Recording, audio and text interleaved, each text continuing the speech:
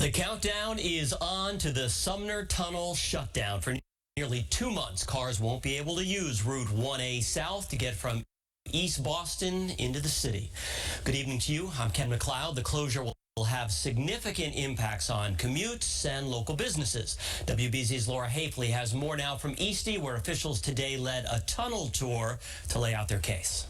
The Sumner Tunnel was one of the first tunnels in Massachusetts for car travel, one of the oldest tunnels in the country at nearly 100 years old. Lieutenant Governor announcing the start of a $160 million project, the overhaul of the Sumner Tunnel. It's due for a major restoration and renovation. Unfortunately, that means we are going to have to close this tunnel for a period of time from July 5th to August 31st. Highway Administrator Jonathan Gulliver touting future improvements. It'll be much brighter. Part of what we're doing is replacing all the entire tunnel lighting system.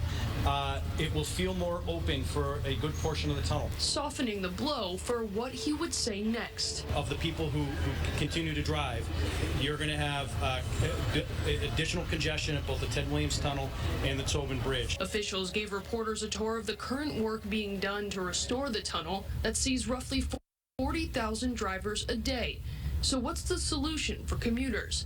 Officials are offering incentives for alternative travel, including free Blue Line and East Boston Ferry, reduced fare on the Newberry-Rockport commuter line, and free bus travel. Know that this tunnel is not going to be available to you. Take advantage of these opportunities to use an alternative. We're really hoping that people will get out of their cars, ditch that drive, and like it, and stay using the commuter rail or public transportation afterwards.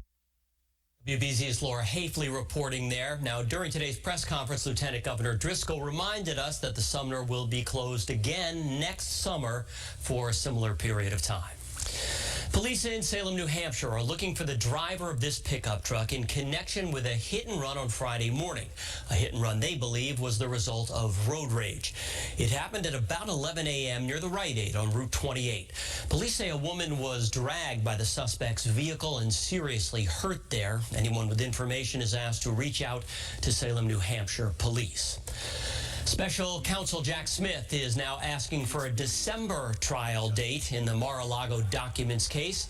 A federal judge had previously put the trial on the court calendar for mid-August. Former President Trump is accused of mishandling top-secret documents and has already entered a not guilty plea to the 37 charges against him. Trump, the first former president in U.S. history to face criminal charges. He will visit New Hampshire, by the way, on Tuesday for a campaign event. Newton Police, along with the Middlesex Sheriff's Office and the Newton Gun Violence Prevention Collaborative, hosted a gun buyback today. People who turned in unwanted firearms got grocery gift cards in return. In just the first hour of today's event, 39 guns were turned in. Those weapons will be destroyed. Search and rescue boats returned to port in Newfoundland, Canada today after the unsuccessful mission to save the 5 people on the missing Titan submersible. The Canadian Safety Board is now launching an investigation, joining the U.S. Coast Guard in trying to determine why the sub imploded. And we're learning the cost of this search will be in the millions. The Coast Guard's Northeast Division, based in Boston, coordinated the mission, and under federal law, the agency is prohibited from seeking reimbursement.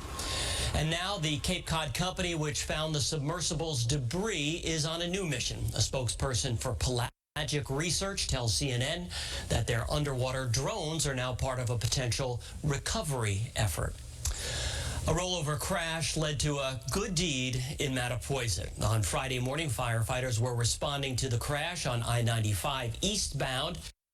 That's when they discovered that the vehicle had gone through a roadside memorial marking where someone had lost their life a few years back. The fire department says they took the cross back to the station and repaired it. Firefighters also restored as many of the scene's keepsakes as they could. A great update for Red Line riders. The Savin Hill station reopened this morning. The stop was abruptly closed for the Friday evening commute, so crews could make repairs to a pair of unsafe staircases. The Harvard Art Museums are now free for all visitors, not just Cambridge residents and college students. That includes all 3 museums and 4 research centers. Harvard Art Museums exhibit everything from ancient artifacts to modern art. A New Bedford man's love of Ghostbusters is next level. Ethan Tripp has converted his Toyota RAV4 into the infamous Ecto-1 from the blockbuster hit. It's complete with Ghostbuster logo, lights and sirens, and proton packs in the back. Ethan made it out of repurposed material and some unique orders from Amazon. Right now, there's a lot of negativity in the world, so it's nice that instead of kind of facilitating that, I have something that does the opposite, that brings people together. The Ectomobile is his everyday car, by the way, but he also drives it in parades and special events.